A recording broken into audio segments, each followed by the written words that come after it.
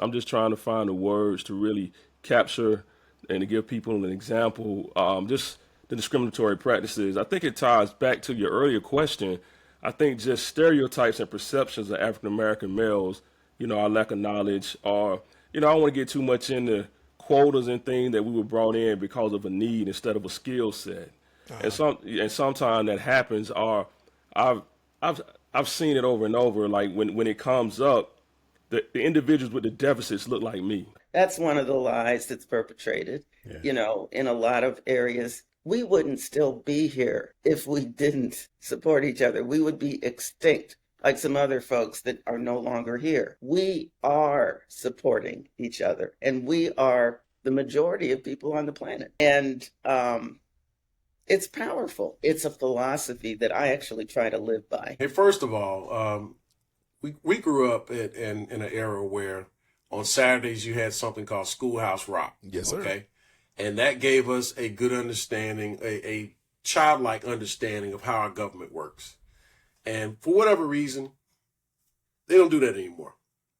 Saturdays now are, unless you have a Cartoon Network or some other channel, the Boomerang, you won't see Schoolhouse Rock.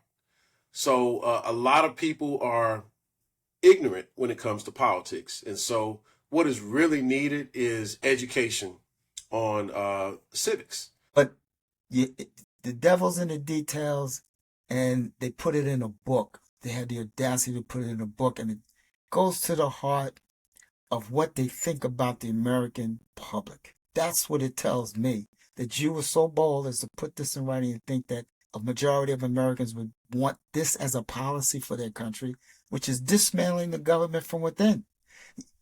They said that America is not going to be taken down by external forces. That's right. It's going to be taken down by internal force, the enemy from within. Yes. And if that's not the enemy from within, then I don't know what it would be. Yes, you come to the Young Democrats of Georgia. We will take care of you. We will find your chapter home. We will get you involved and connected with the right people. You can go to youngdemsga.org. Contact us, and that's the quickest way. Honestly, we're gonna get you involved. Our response time is really good, but then also too, our biggest thing is setting people up for like outside of election year, where we found out that's like a big problem. We come talk to these communities when it's time to vote for the president, and then we let our hands go for 4 years. One thing that I would like all young men to know is that the courts are really your friend.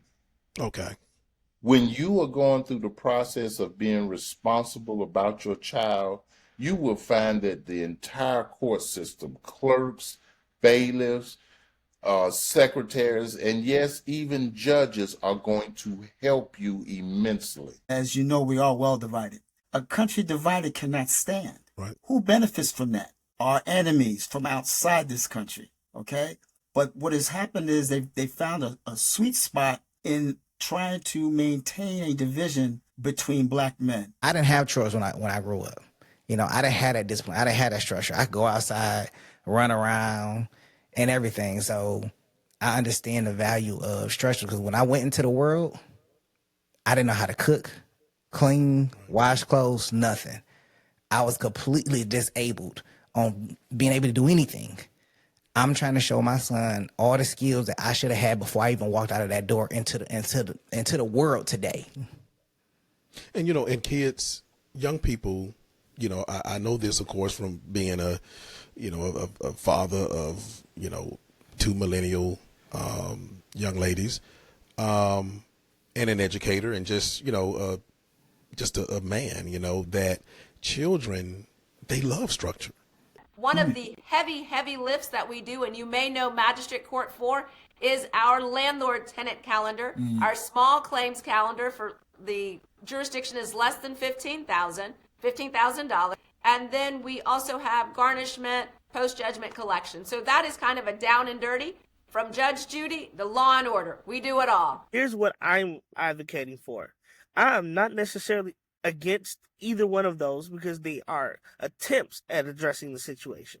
Justice, however, to me, is you don't need the boxes because the fence ain't there in the first place. And in other words, instead of trying to accommodate a system that is largely broken in the first place, we take away the need for the boxes by removing the barrier that caused the necessity for the boxes in the first place. Don't forget to check us out on Spotify or wherever you get your podcasts. Do you have show ideas or want to be on the show?